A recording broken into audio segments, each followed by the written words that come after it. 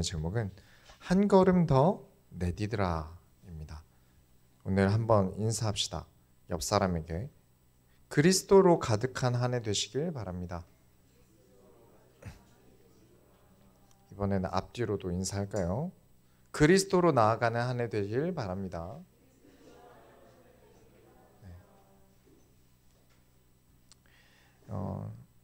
마이크 좀 안 들리면 키우세요. 거기 그 드럼 피아노 쪽 올리시면 돼요.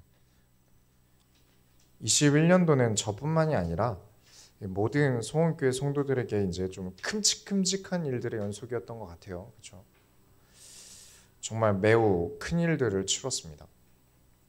이 모든 게 22년도에 달려나가기 위한 워밍업이지 않나 생각해 봅니다. 이 운동 전에 스트레칭으로 연골을 데우고 근육을 움직이게 하고 심장이 뛸 준비를 마치듯이 21년도는 준비 과정이었다고 생각한다면 22년도가 응답의 본 게임이 되는 소원교회 모든 성도들이 되시기 바랍니다. 서론으로 들어갑니다.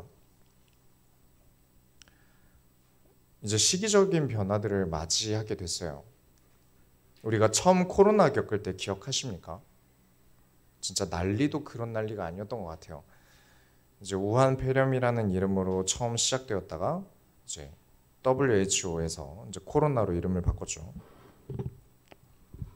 시간이 많이 지나서 이제 가물가물하실 수 있는데 이 마스크를 어떻게든 구하기 위해서 대란이 일어났었어요.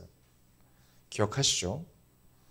이제 생년월일 순서대로 가서 마스크를 구매하기 위해서 약국마다 들려서 이제 줄 서서 구매하고 그랬죠. 그때 무슨 마스크 가격이 그 정도로 비싼 가격으로 마스크 한 장 사야 했던 시기가 있었어요. 코로나로 인해서 교회는 굉장히 사장이 되었었고요. 교회를 다닌다고 하면 가지마, 교회 가지마 라는 대답이 돌아오는 어떤 교회를 다니는 사람을 잠재적 코로나 확진자 취급을 받았었고요. 그래서 많은 청년들이 교회는 안 가고 술집은 가는 상황들이 생겼었죠. 술 먹다가 코로나 걸렸다 보다 교회 갔다가 코로나 걸렸다가 본인의 사회적 위기를 초래한다고 본 거예요. 그래서 정말 어렵고 힘든 시기였고 우리 소원교회 역시도 2020년도에는 굉장히 큰 위기였죠. 하지만 그런 위기에도 발빠르게 움직인 사람들이 있었습니다. 마스크나 이제 손소독제 회사의 주식을 산다든가 해서 돈을 많이 모은 사람들도 있었고요. 집 밖에 잘 안 나가니까 이제 가상화폐 시장이 엄청 커지면서 돈을 수억 단위로 번 사람들도 있었고요. 또 어떤 사람은 자기 인생을 걸고 죽을 각오로 수십억 대출을 받아서 건물을 산 사람도 있었어요. 그리고 지금 집값이 미쳤죠. 엄청 돈을 끌어모은 거예요. 언제나 그래왔습니다. 어떠한 위기가 생길 때는 반드시 올라오는 기회를 볼 눈 있는 사람들이 언제나 있었어요. 그때 저도 좀 부지런해야겠다라고 생각을 했던 게 뭐였냐면 우한에서 폐렴 발병이 처음 발표되었을 때 이제 그때 뉴스 기사를 보고 기사 내용이 이제 도쿄 올림픽이 굉장히 치명타를 입을 것이다 이런 이야기였어요. 그때 우리나라에도 치명적이지 않을까 이 생각을 했었어야 되는데 그때는 그런 생각을 못했던 거죠. 그래서 뭔가 다 알고도 당한 기분이었어요. 저뿐만 아니라 많은 사람들이 그런 뉴스와 신문 기사들을 봤을 텐데요. 이게 국가적 문제까지 번질 줄 몰랐던 거죠. 그렇게 많은 변화의 시기를 겪고 이제 진짜 올해는 또 많은 것들이 달라지잖아요. 그냥 마이크 줄여주세요. 아까 상태로. 그래서 2022년도 역시 이제 완전 다른 시대를 살게 될 거라고 예상하고 있습니다. 하나님께서 2년 동안 많은 것들을 들어서 갈아엎어 두신 다음에 다시금 시작하는 시기일 거라고 생각합니다. 그렇다면 이 22년도를 어떻게 살아가야 할까요? 어떤 시대가 펼쳐질까요? 저는 잘 모릅니다. 제가 하나님도 아니고요. 하지만 우리가 나아갈 때 우리가 분명히 여기서 한 걸음만 더 뛰면 굉장히 나아갈 수 있는데 그때마다 무엇에 미끄러지는지는 확실히 알고 있습니다. 분명히 큰 응답의 끝에서 왜 미끄러지는지 잘 알고 있어요. 우리는 시간이라는 공간 안에서 전부 다 맹인입니다. 한 치 앞도 알 수 없어요. 하지만 하나님은 알고 계시죠. 그래서 맹인인 우리에게 눈으로 보여주시는 게 아니라 귀로 들려주세요. 무엇이죠? 말씀을 주십니다. 그래서 하나님의 말씀을 가지고 한 주간 살아가는 것이 너무나 중요합니다. 이걸 하지 않아서 정말 응답의 문턱에서 우리는 늘 넘어진다는 걸 알고 있어요. 우리는 오늘 설교 내용을 가지고 1년 내내 풀어갈 것이기 때문에 내용이 쉽게 풀어져 있지는 않을 것입니다. 그러나 오늘 설교를 얼마나 많이 마음에 담고 계시느냐에 따라서 우리의 1년 동안의 응답의 속도가 달라질 것이라고 믿습니다. 더욱 나아가는 모든 소원교회 성도님들이 되시기 바랍니다. 본론으로 들어갑니다. 사람에 대한 구별을 하실 수 있어야 돼요.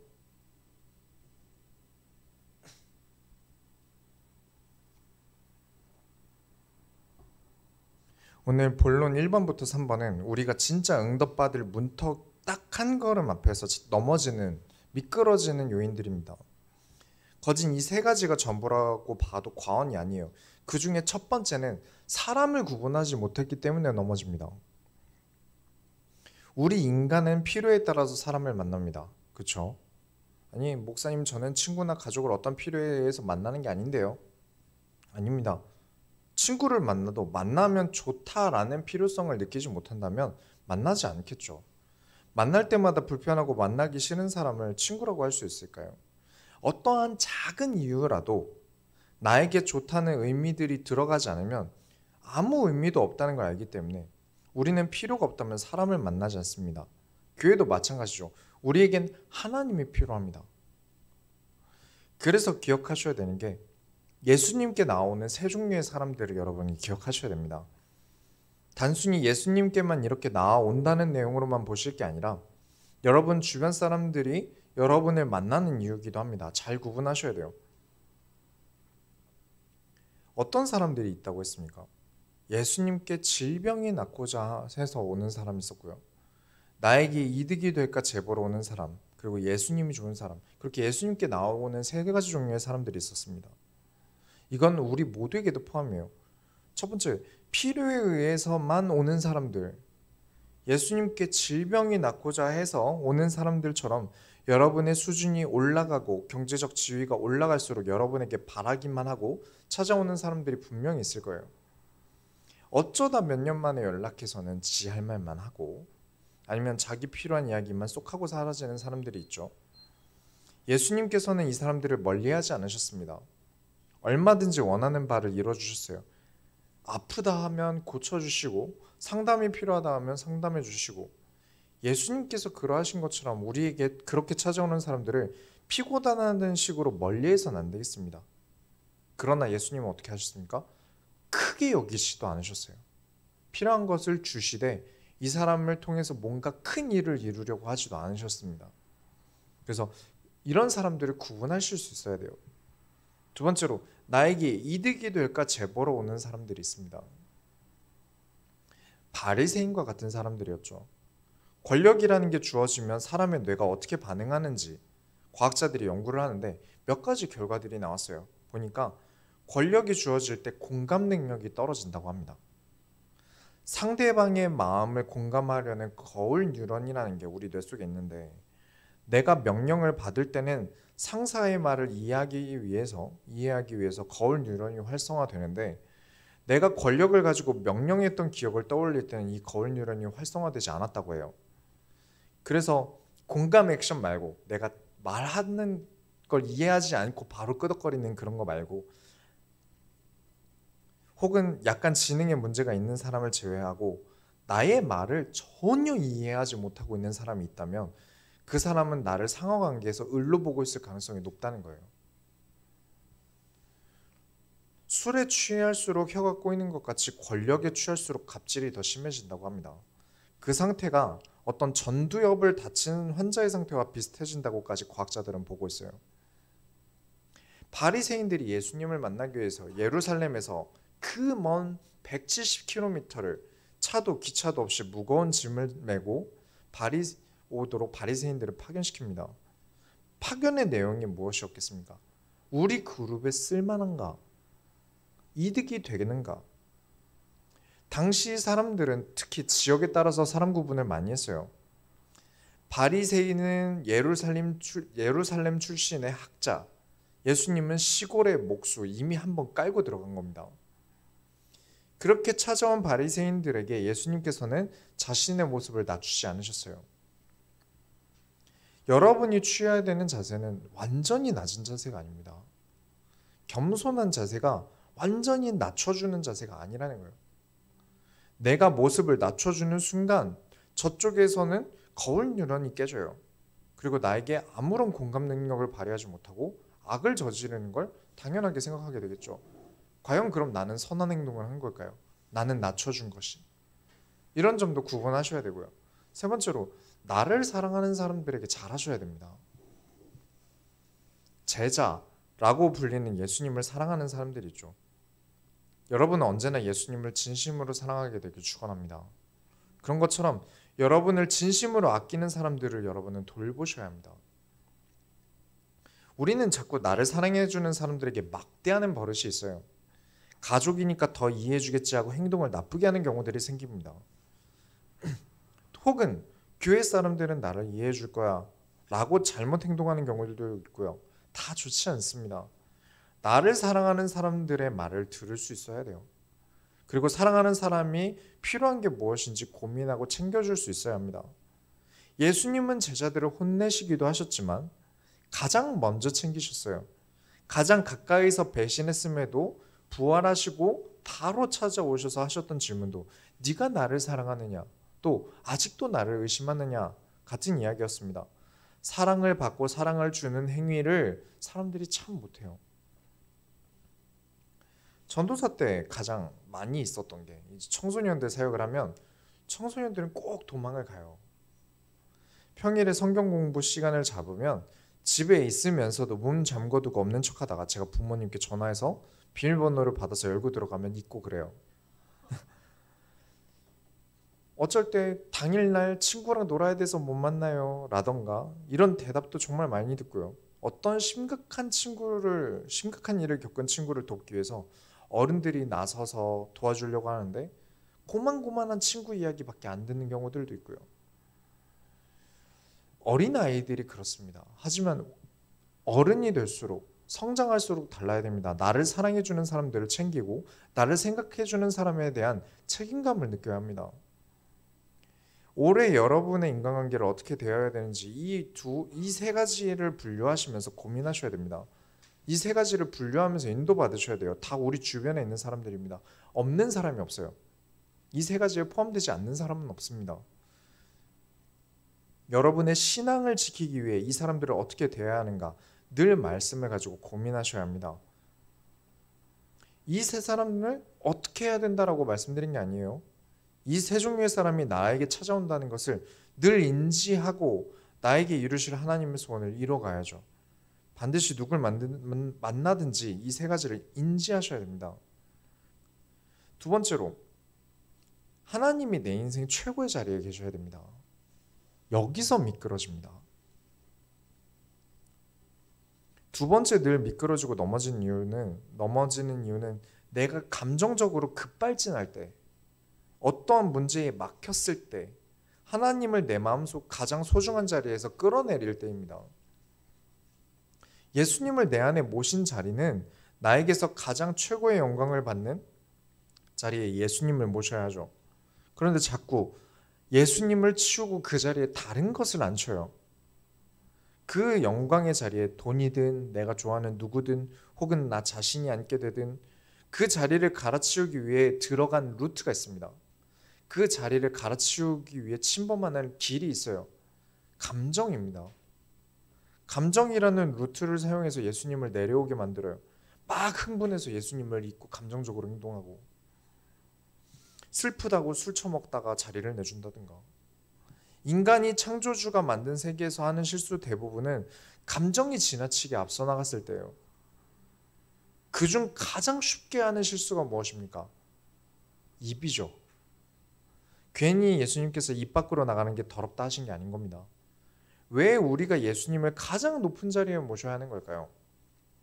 이유를 따지자면 억만 가지도 넘겠지만 그 중에 우리가 올해 좀 더 자세히 관찰해야 될 게 무엇이냐면 더욱 냉정하게 세상을 보고 움직이기 위해서입니다. 엄청 이질감이 있지 않습니까? 예수님과 세상에 대한 냉정함, 뭔가 같이 연상하려니까 좀 어색하죠. 우리가 집에서 돈가스 잘 안 해 드시죠?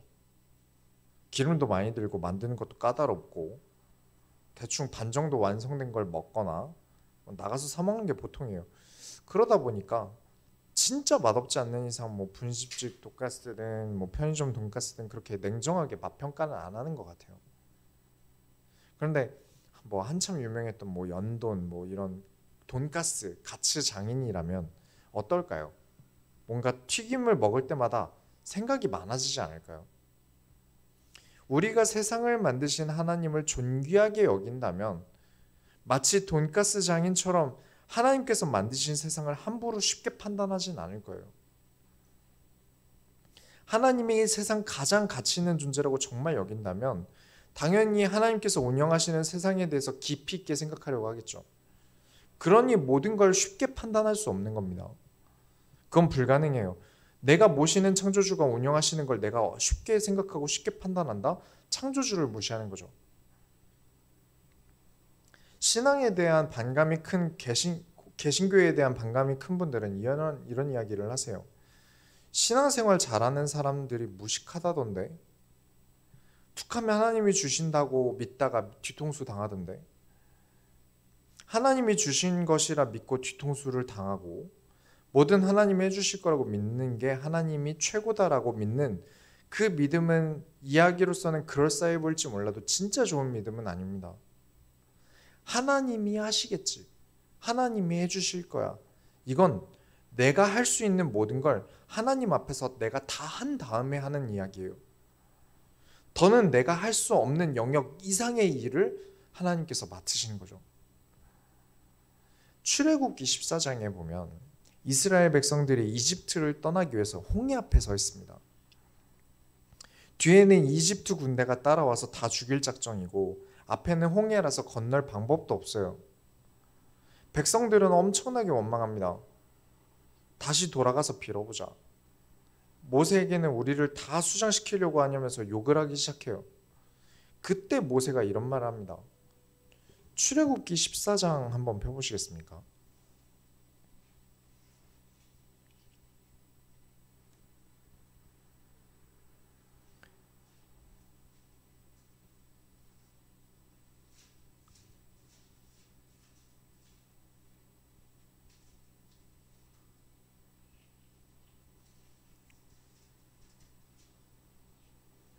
출애굽기 14장 13절 14절 보시면 모세가 백성에게 이르되 너희는 두려워하지 말고 가만히 서서 여호와께서 오늘 너희를 위하여 행하시는 구원을 보라.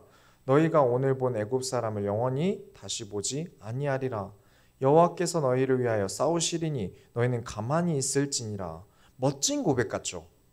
되게 멋진 고백 같지 않습니까?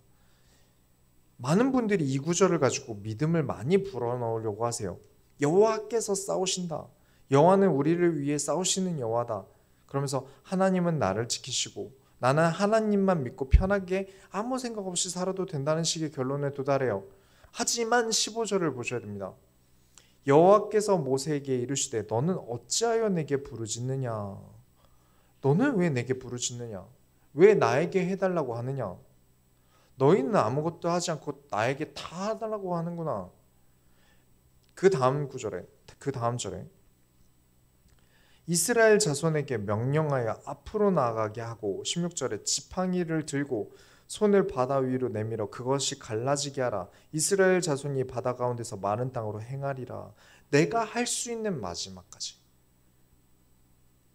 내가 할 수 있는 마지막까지. 가서 이집트 군대와 싸울 수도 없고요. 뭘 할 수도 없어요. 그러나 하나님 앞에서 내가 할 수 있는 마지막까지. 홍해 앞에 바다에 지팡이 하나 꽂는 게 무슨 도움이 된다고요. 하지만 그것까지. 그때 하나님께서 홍해를 가르십니다. 정말 마지막 한 걸음, 그 한 걸음을 떼야 합니다. 그게 진짜 별거 없어 보이는 아무 쓸데없는 지팡이로 바다를 치는 일 같아도 우리가 할 수 있는 마지막에 최선까지 가야 합니다. 정말 하나님이 소중하다면 여호와의 이름을 망령되게 부르지 않습니다. 함부로 아무 때나 하나님이 하실 거라고 뱉지 않습니다. 누가 소중한 걸 함부로 대합니까? 여러분, 결혼 반지 소중하시죠? 결혼 반지로 복권 긁으실 수 있으십니까? 하나님이 소중하기에 하나님께서 이것을 원하시는지 아닌지 보면서 사는 게 정상이죠. 그렇지 않으니까 무조건 내 인생에 던져지는 모든 일들을 또 다 좋은 일로 받아들이는 분들이 계세요. 하나님은 날 사랑하시니까 다 좋은 걸로 주셨을 거야. 다 내가 필요한 것들이야. 하나님은 내가 하는 모든 일을 좋아하셔. 맞죠? 근데 그 좋다는 것이 너무 1차원적인 거예요. 본인의 짧은 생각이 하나님을 종 취급하고 노예 취급할 수 있다는 겁니다. 누굴 만나든 무엇을 보든 하나님 미만입니다. 하나님보다 나은 건 아무것도 없고 하나님 것이 아닌 것도 이 세상에 없습니다. 그 생각으로 세상을 살지 않으면 우리는 이 땅 위에서 삶을 결코 제대로 살 수 없어요. 하나님이 내 인생 최고의 자리에 계시다면 절대 세상을 함부로 살 수 없고 어느 정도만 하는 게 아닌 내가 할 수 있는 모든 것에 최선을 다할 수밖에 없습니다. 세 번째로, 하나님의 말씀은 권유가 아닌 명령입니다. 말씀을 선택하지 않아서 응답 바로 앞에서 모든 걸 놓쳐버리는 경우가 있어요. 하나님의 말씀대로 살라는 것은 하나님의 명령으로 말씀하신 것입니다. 많은 사람들이 말씀을 어기면 하나님이 벌하신다, 저주와 재앙을 내리신다 정도로 많이들 생각하세요. 근데 그렇지 않습니다. 제가 처음 개척을 했을 때 엄청 강조했던 게 그 특수상대성 이론이었죠. 왜냐하면 성경의 시간관을 설명하려면 어떤 특수상대성 이론에 일치하는 점이 있었기 때문에 그래요. 하나님은 시간이라는 공간을 눈으로 보고 계십니다. 하지만 우리는 시간을 볼 수 없기 때문에 흐른다고 느끼죠. 그래서 하나님은 시간을 볼 수 없는 우리가 큰 일을 당하지 않도록 길을 가이드해 주시고 계신 거예요. 거기서 왼쪽으로 가고 오른쪽으로 튼 다음 앞으로 직진. 그게 우리가 살고 있는 삶입니다. 그런데 우리는 하나님이 보이지 않기 때문에 순간순간 그냥 보이는 대로 살아가려고 해요. 그래서 처음에 하나님께서 이스라엘이라는 나라를 만들려고 하실 때 가장 먼저 하신 게 있습니다. 출애굽기 19장 6절을 보시면 너희가 내게 대하여 제사장 나라가 되며 거룩한 백성이 되리라. 너는 이 말을 이스라엘 자손에게 전할지니라. 그냥 나라가 아니라 하나님께 인도받는, 하나님이 명령하고 주관하는 제사장 나라가 되라. 왕을 세우지 않습니다. 제사장 나라가 되라. 제사장 나라가 된다고 해서 제사장이 모든 것을 끌고 가고 모든 명령을 내리라는 게 아닙니다. 애초에 가나안 땅을 정벌했던 사람이 여호수아라는 사람인데 제사장이 아니거든요. 제사장 나라의 진짜 의미는 하나님께 인도받는 나라를 세우라는 겁니다. 이스라엘 백성이 출애굽을 합니다. 홍해를 건너요. 그리고 가나안 땅으로 가야 하는데 가나안 땅까지는 일주일이면 갈 수 있는 길입니다. 근데 절대 먼 길이 아니에요. 그런데 광야에서만 40년이 지난 후에 가나안 땅에 들어갑니다. 왜 그렇게 됐냐면 일주일이면 갈 거리지만 많은 일들이 일어나서 1년 정도 시간이 지체돼서 가나안 땅 바로 앞까지 도착을 했어요. 그것도 오래 걸린 거긴 한데 어찌됐든 이제 가나안 땅으로 들어가야 하니까 먼저 정탐꾼을 보내죠.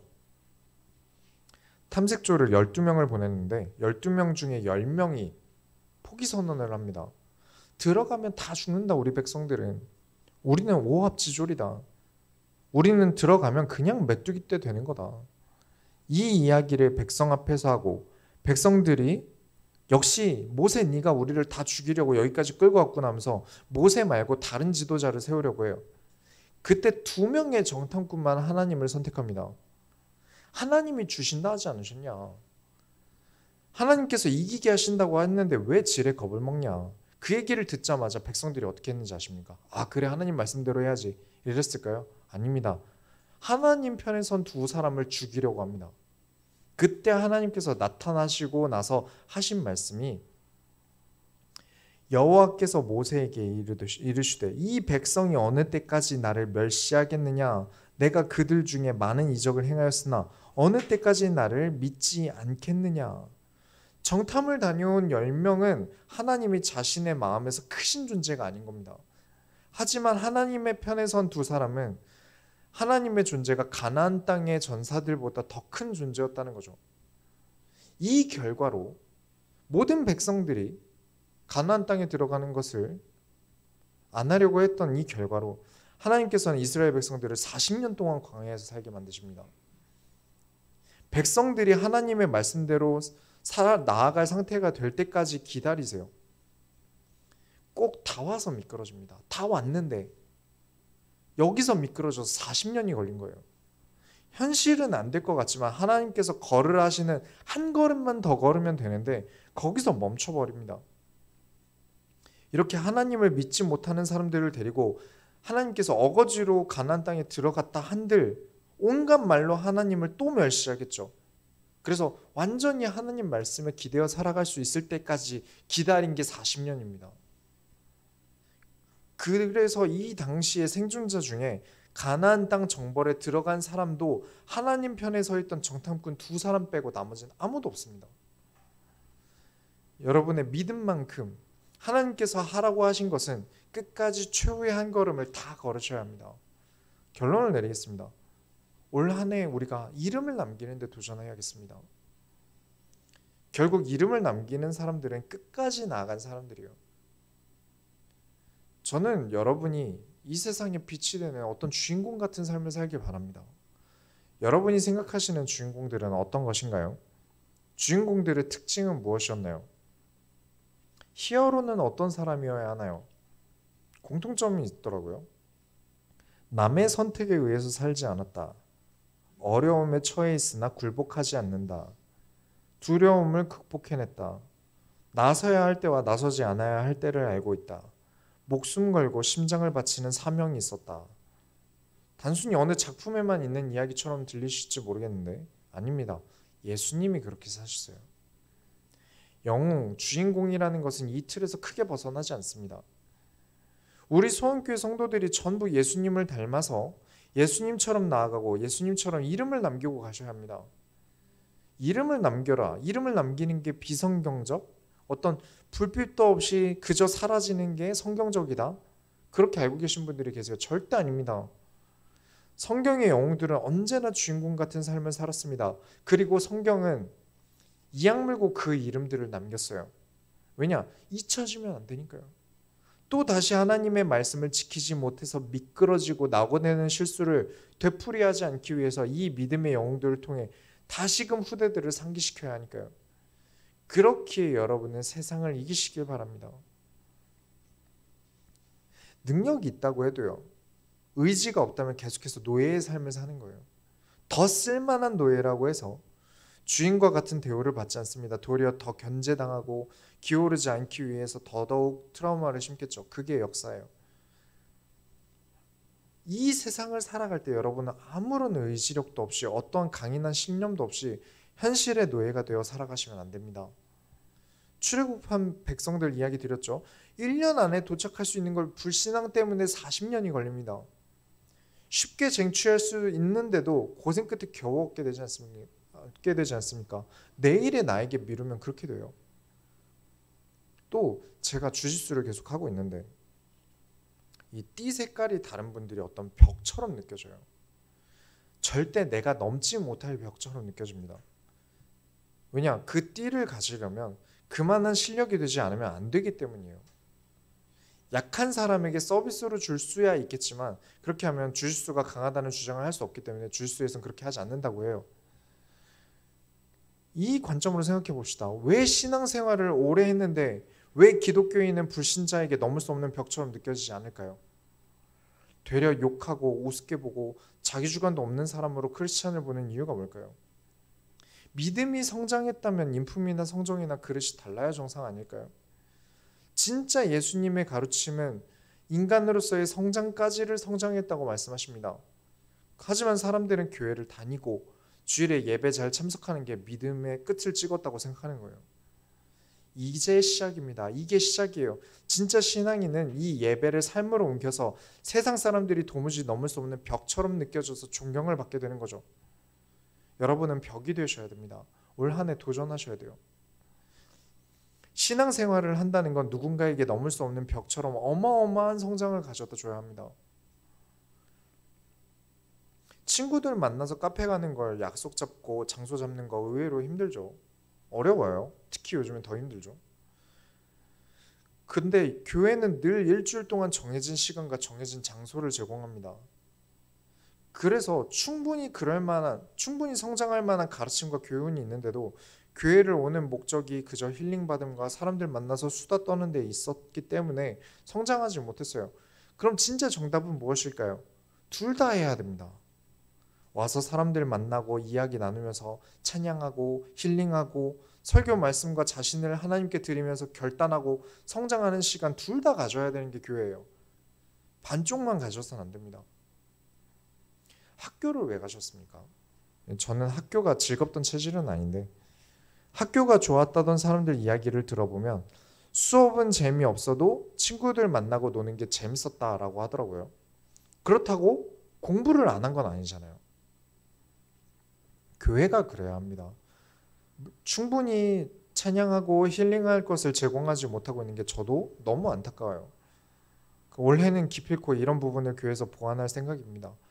그럴 수 있는 시간과 다른 교회들과의 소통도 시작해 보려고 하고요. 어제 말씀드렸죠. 음악하는 사람으로서 교회의 어떤 찬양 퀄리티를 빠르게 극복하고 싶은데 제가 분신술이라도 쓸 수 있다면 얼마나 좋을까요? 그럴 수 없으면 마음 아프지만 이 과정도 하나님이 함께 하시는 줄 믿습니다. 어찌되었든 여러분은 올 한 해 벽이 되셔야 됩니다. 최근에 다른 교회 어떤 사역자가 상담이 하나 왔어요. 전화가 와서 이야기를 들어보는데 교회에 어떤 남자애가 왔대요. 다른 지역에서 왔는데 엄청 신앙생활도 잘하고 교회에서 헌신도 엄청 잘하고 앞에 나와서 카리스마 있게 대학 청년들을 지휘한다고 해요. 그래서 뒤를 좀 캐보니까 다른 지역에 있을 때 엄청 바람둥이로 유명했던 거예요. 여자친구가 있는데도 지금 다니는 교회에서 여자친구 있다는 이야기도 안 하고 있대요.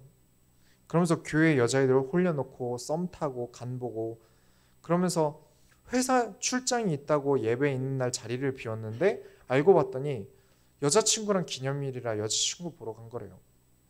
출장 간다고 거짓말한 그날 저녁에 와서 또 교회를 하는 거 보고 사람들이 와 얼마나 저렇게 교회를 사랑하고 하나님을 사랑하면 저렇게 출장 다녀와서 피곤할 텐데도 교회 와서 헌신하고 너무 귀하다고 막 어른들이 다 내 딸 주고 싶어하는 분위기인가 봐요. 그래서 그놈을 직접 보니까 엉망이에요. 사회 밖에서는 아무것도 아닌 게 교회는 남자 3, 여자 7 비율이 평균 아닙니까?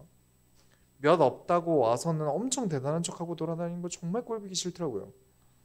왜 진짜 괜찮은 믿음을 가진 성도들이 사람을 보는 눈이라든가 인격의 성장이라든가 이런 것들을 못해서 그런 나쁜 것들이 판을 치고 돌아다니게 하는지 너무 화가 나더라고요. 우리가 벽이 돼야 됩니다. 과거 기독교는 어떻게 전체의 문화를 장악할 수 있었습니까? 사람들에게 교회는 벽이었어요. 대단한 벽이었습니다. 학교에서 배울 수 없는 수많은 것을 가르치고 키우는 곳이 교회였습니다. 그만한 수준과 깊이가 있는 곳이었어요. 초등학교 나오면 많이 배운 그런 어른들 사이에서 목사님은 석사 출신이셨고요. 하지만 사회적으로 전반적으로 수준이 월등하게 올라갔지만 교회는 제자리인 것 같아요. 이걸 반드시 우리 교회는 극복해야 합니다. 각자 처한 현장과 교회에서 그리고 한 명의 인격으로서 이 세상에 이름을 남기고 갈 주인공이 되셔야 돼요. 여러분의 각 분야의 브랜드가 되셔야 됩니다. 끝까지 주의 일을 위하여 주의 나라를 위하여 심장을 바칠 수 있는 사람이 하나님 나라의 영웅으로서 존경을 받게 될 것입니다. 이를 두고 우리가 한 해 동안 도전해야겠습니다. 우리가 하나님의 소원을 이뤄드립시다. 하나님 감사합니다. 우리가 끝까지 달려갈 길을 나아가게 하여 주옵소서. 멈춤이 없게 하시고 그 길에 나아감에 끝이 없으므로 우리의 끝에 하나님께서 역사하심을 볼게 하여 주옵소서. 살아계신 예수 그리스도의 이름으로 기도드렸습니다. 아멘. 찬송가 84장 찬양하시면서 준비하시는 것만 하나님께 드립니다.